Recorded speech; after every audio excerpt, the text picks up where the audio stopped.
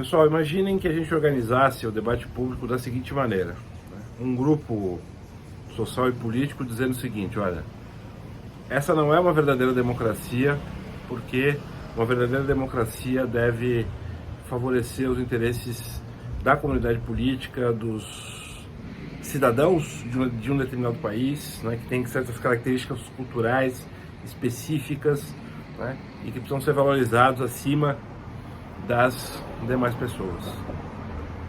Outro grupo político vai dizer uma coisa diferente. Vai dizer, olha, a verdadeira democracia, ela precisa contemplar a autorregulação dos produtores de mercadoria, né? É só nesse momento em que os produtores de mercadoria comandem a sociedade de forma cooperativa, né, que a gente vai ter uma verdadeira democracia.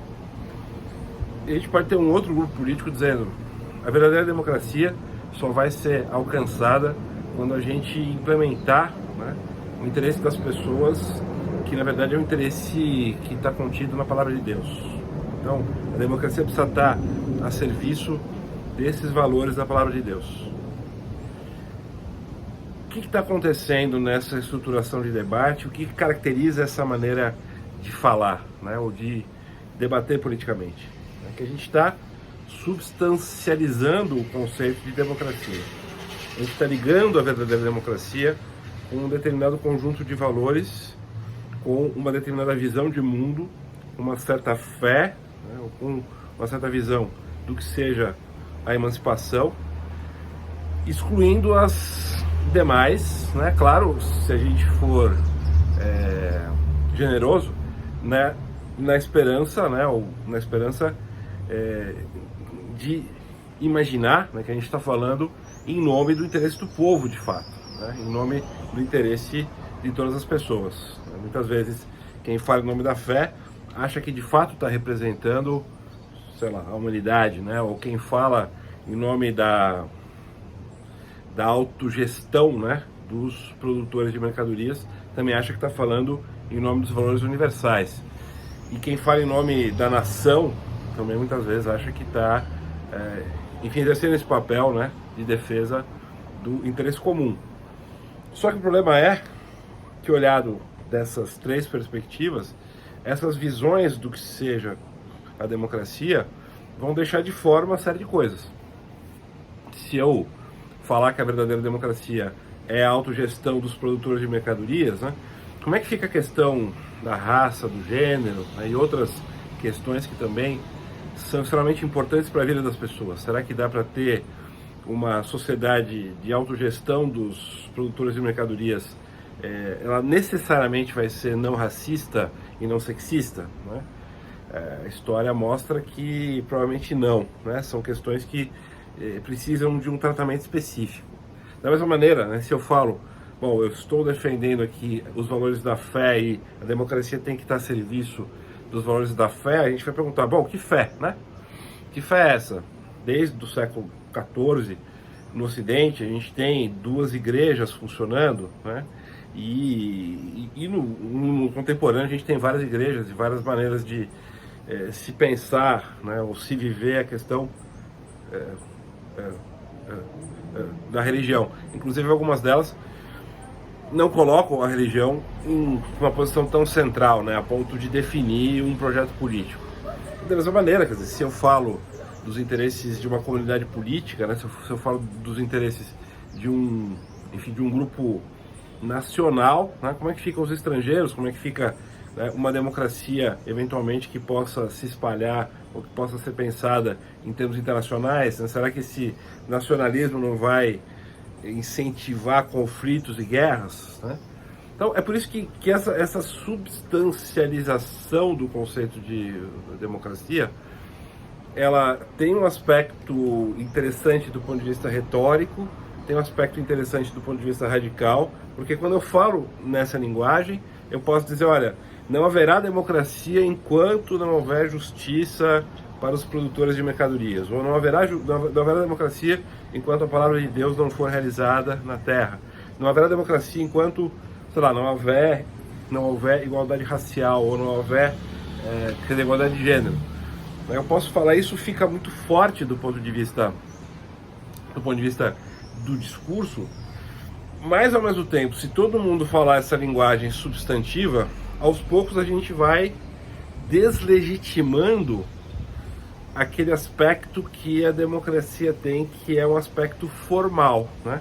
Que é esse aspecto do procedimento, a gente poder, enfim, nos reunir de acordo com os mecanismos políticos, né, que estejam ali consagrados naquele espaço, para escolher os nossos representantes e lutar tanto pela transformação da legislação quanto pela interpretação da legislação, né? Porque isso, o direito tem de interessante, ele muda ao longo do tempo.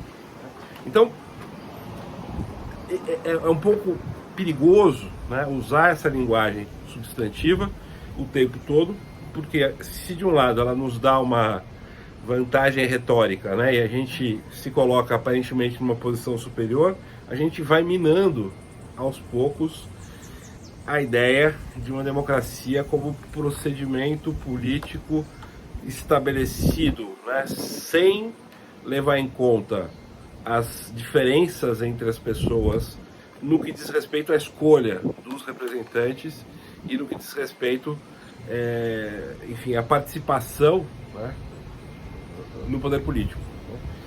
Mas aí, né, a gente pode se perguntar, mas se a gente abandonar esse discurso radical, esse discurso substantivo, será que a gente não está sendo conformista? Será que a gente não está se conformando a um determinado conjunto de regras e procedimentos que funcionam nas democracias, vamos dizer, ocidentais?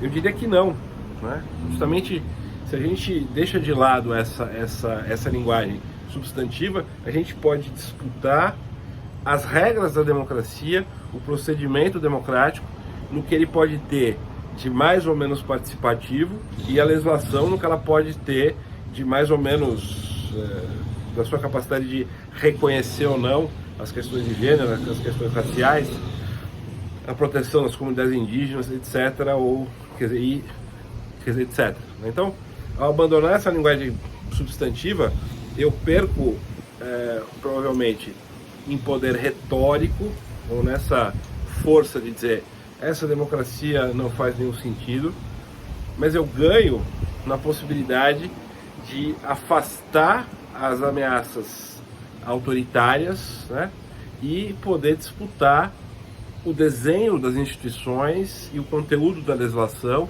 e a interpretação da própria legislação, né? Porque o Estado nunca é e nunca foi uma coisa só, ele vai se alterando. O Estado, inclusive, está perdendo força, então a gente tem que pensar uma democracia em termos globais, né, que se coloque de uma outra maneira. Tem uma pauta muito grande para se pensar nesses termos, né? E veja, não é à toa, isso é um ponto importante, que atualmente as forças conservadoras falem em nome da democracia, muitas forças progressistas também falam em nome da democracia, aliás, como Carl Schmitt, por exemplo, falava em nome da democracia.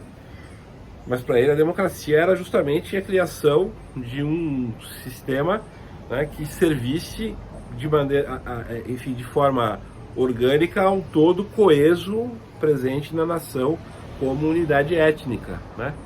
Então, essa construção dessa unidade e a criação de um sistema jurídico e político, né, que se colocasse a serviço desse conjunto coeso de pessoas, é o que o Carl Schmitt chamava de democracia, né?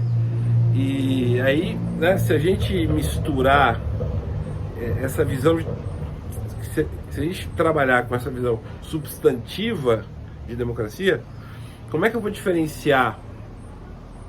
Como é que eu vou arbitrar, né? Quem é que tem razão? Alguém que defenda a democracia em nome da religião, alguém que defenda a democracia em nome da nação, como fez o Carl Schmitt, a nação compreendida em termos étnicos, unidade étnica, ou seja, um conceito racista, né, de democracia, ou uma visão, digamos, socializante de democracia, mas também substantiva. Como é que eu faço a arbitragem entre esses valores? Quem tem razão, né? Quem tem razão? Como é que eu posso dizer isso de maneira racional? Não há como dizer. Vai ser a força que vai determinar. Vai ser, vamos descobrir quem tem razão na disputa e aí quem pode mais chora menos.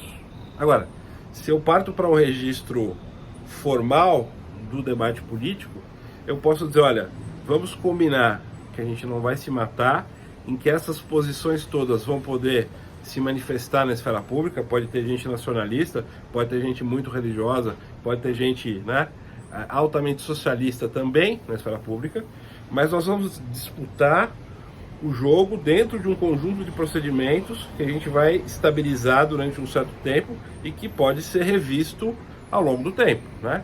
Existem reformas constitucionais que mudam, né, o desenho do Estado. O Estado desenvolve novas estruturas para regular coisas que ele não regulava antes, e assim segue o jogo, né? Mas se eu aceito esse aspecto formal, eu de uma certa maneira reconheço que não existe uma verdade, né, sobre os valores que possa ser imposta de fora do jogo político, e eu imbuto, né, eu incluo no jogo político essa disputa de valores dentro de um determinado procedimento, né, no contexto de um determinado procedimento. E aí é claro, aí a gente pode criticar as democracias, dizendo, bom, essa democracia era uma democracia, né, puramente representativa no estilo schumpeteriano, né?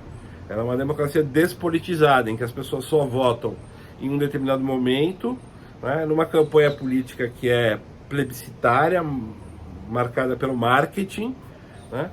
E eu gostaria de uma democracia em que as pessoas tivessem oportunidade de participar das decisões de maneira mais efetiva, né? Em que a participação não se resumisse ao dia do voto, em que tivesse menos influência do marketing político. Mas quando eu estou debatendo nesses termos, eu já estou pensando, né, como é que eu mudo os procedimentos para tornar esse regime mais democrático no sentido formal, né? Sem colocar ali como momento decisivo a afirmação de um determinado valor como se fosse o valor verdadeiro, né? Então, eu acho mais interessante, tanto do ponto de vista analítico, né, quanto do ponto de vista político, diferenciar essas duas coisas. Uma coisa é uma visão substantiva de democracia, outra é uma visão, digamos, formal, liberal, ou formal, né, enfim, formalista, digamos, de democracia. E eu tendo a acreditar que essa visão formal é mais democrática, né, porque ela abre espaço para que mais pessoas, mais formas de vida, mais visões de mundo participem da criação das regras, né, que dizem respeito à nossa vida em comum. Então, essa distinção é importante, repetindo, né, porque hoje em dia todo mundo fala em nome de democracia. Bolsonaro é democrata, Lula é democrata, Erdogan é democrata, né? Putin também diz que é democrata, todo mundo é democrata. Quando todo mundo é democrata, né, a gente precisa tomar cuidado, porque alguém está nos engambelando nessa história, né? Alguém está querendo nos enganar, né? Quem quiser ler mais sobre essa questão e outras, né, pode ler esse meu livro, né, que eu lancei recentemente, Páginas Livres, pela editora Liberatis, né, que trata dessa questão e de outras questões, políticas contemporâneas, né? É isso.